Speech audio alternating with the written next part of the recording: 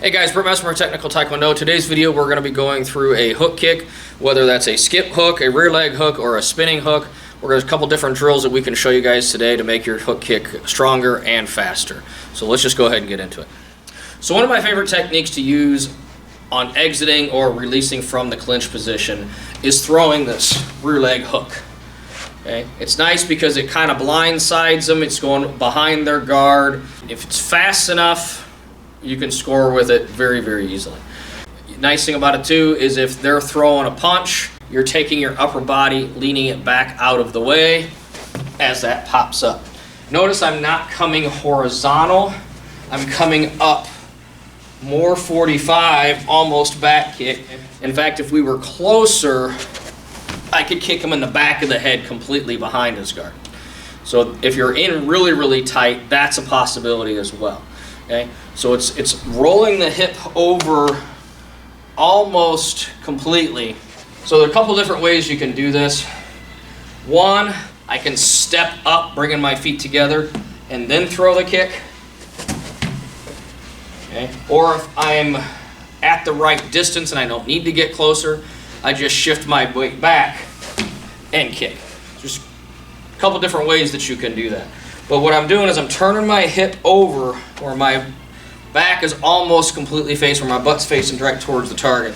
And this allows me to come almost vertical with this hook kick. So we're going to go ahead and go into some different training drills that you can do to make your hook kick stronger. So this is one of my favorite training devices in the gym that we use all the time. Having a handrail is so much easier. It's also cleaner than using the wall. So if you don't have a choice, you can do the same drill on a wall. If you're training at home, you can do a heavy-duty chair that doesn't have wheels on it, or even your kitchen counter, whatever, something that you have that's not going to move that you can get a good grip on.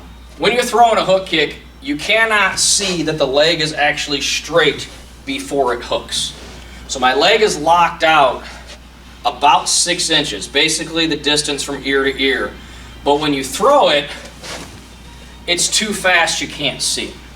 So we're actually going to start working with you guys on what is called a pedal kick. A pedal kick comes up, pushes with the hip flexor muscles, and then it comes back. So the reason it's called a pedal kick is when you're riding a bicycle, that downward stroke at the bottom before your knee bends.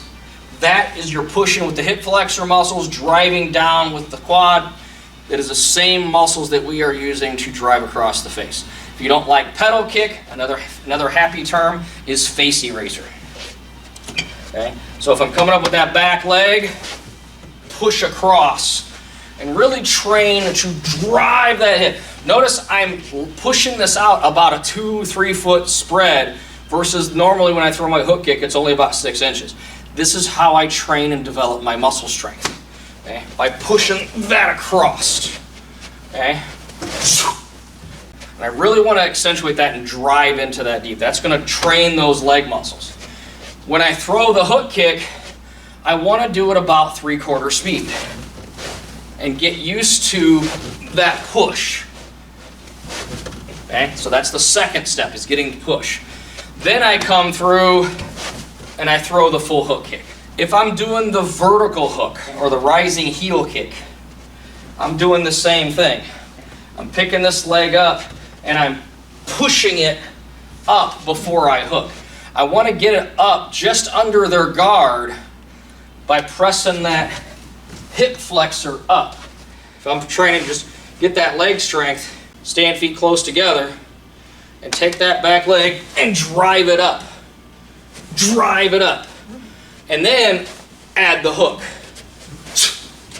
Okay? And again, I'm throwing the hook and I'm throwing the turn and kick rechamber off of it, or for downward front kick in this case.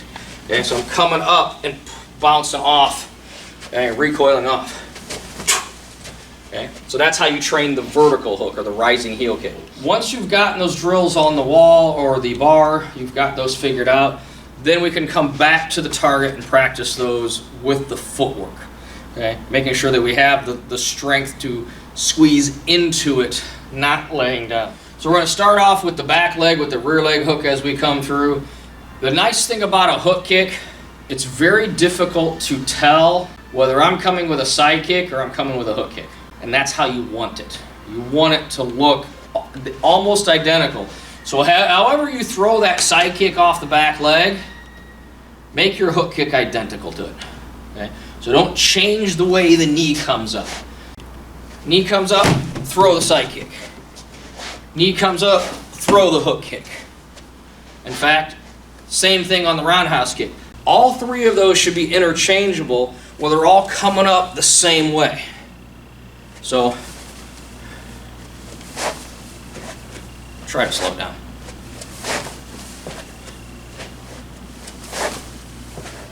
So all three are coming up the same way as much as possible.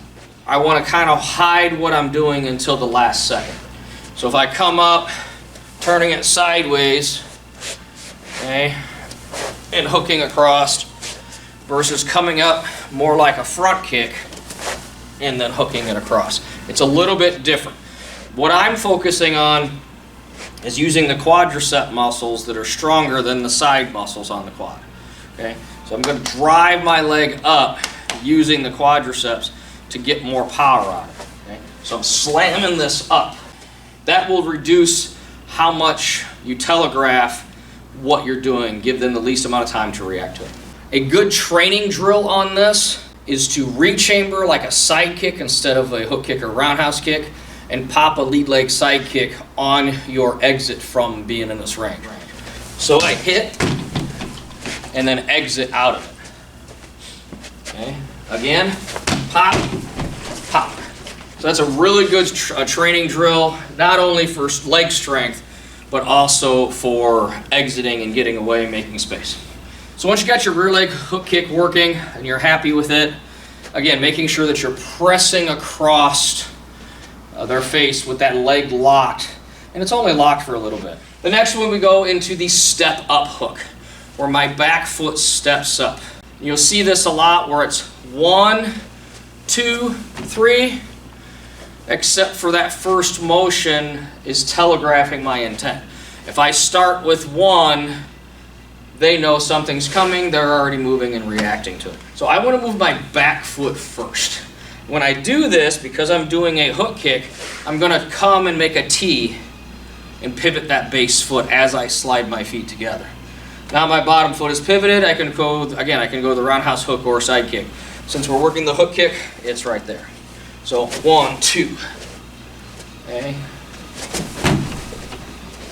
When I throw the hook kick, I'm always whipping it back like a roundhouse. So I hook and throw the roundhouse kick to get off it. This gives me a little bit more of a snap, a little bit more whip to the technique. If I need to power through it and I'm hitting, then I'll drive through it, I'll hit with the heel. Okay. And I'm still getting that whip action on the end of it. Okay. I just penetrate deeper through with the heel. Generally for point style, I'm slapping with the bottom of the foot. I don't need to cause concussion damage. I can slap them upside the head and get my points. I don't need to hurt anybody. The next one from here is a skip hook kick, where I'm doing the step up, but I'm launching myself faster and whipping across that way. Okay. The third variation, which I don't use very much, would be a jump lead leg hook. So the jump lead leg, instead of going 1, 2, it's both feet are moving at the same time. So as I throw it, my kick will make impact at the same time my base foot hits the mat.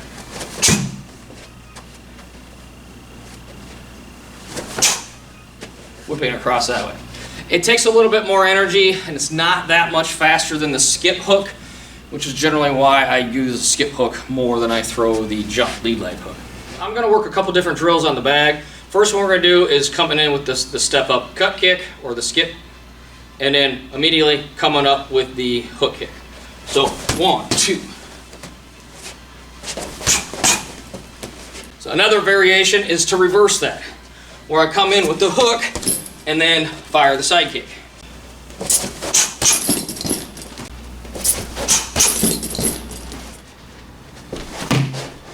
On the spin hook kicks, you got a couple different choices. Just like everything else, it's all about options and what I can do in the moment. So my regular spin hook, whipping it through. I can slice it 45, more like a sword kick. I can come in and slice down at that 45. So the sword kick slices down at that 45. I can also slice up. Okay, kind of like I was talking earlier on that lead leg hook where we're coming up this way. So this would be thrown from a much tighter range where I'm throwing the spin and I'm coming and almost hitting behind the ear. The next version that we're going to do is a step forward spin hook. A lot of times this will come out, you can set this up. If I come through and I blast them with a turning kick, and maybe 30 seconds later we end up in a similar situation and I come in blasting for that turning kick and they're like, oh no, and they already start backing up. So that's when I'm going to sacrifice it and go for either the backside kick or the backspin hook. If you're training your backspin hook kick on the heavy bag, you can do two different ways. One is going to be for impact, and the other one's going to be more for speed or learn, just something to aim for as far as technique goes. So I just like to nip the bag with my big toe. So that's when I'm working on the technique. If I actually want to practice maybe developing it for board breaking or for impact, then I'm going to train it here with the heel. Because I don't want to have bottom of my foot striking a heavy target, because I don't want to risk injuring my foot. Driving that heel in. And this is where you can really feel that push through with those hip flexor muscles. Your spinning hooks are best set up by backside kicks. When you're sparring and you throw a few different backside kicks, okay, and you're moving around, maybe a step forward, backside kick, whatever it may be. But if you've thrown it, whether you land it or not, it works better if you land it. But you're setting that up, you're getting that in their mind that, oh, when I turn, it's a backside kick. As soon as you see their hands maybe drop a little bit because they see you turn, and right before you release, just make the decision to go high. Okay. So your turning kick's going to set up your backside kick. The backside kick's going to set up the backspin hook kick. Your cut kick should set up your lead leg roundhouse. So I come in with the cut kick, I come in with the roundhouse. It should be identical. When they get used to seeing this and this, then you go the other direction.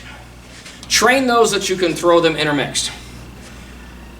Get your trifecta of kicks going with the hook kick, the roundhouse kick, and the side kick. And if you can learn to throw them the exact same way, you're going to have a lot more success in using these different kicks. Hey guys, I hope you guys enjoyed it. If you like what we're doing, please hit that like and subscribe button. And until next time, God bless and keep on kicking.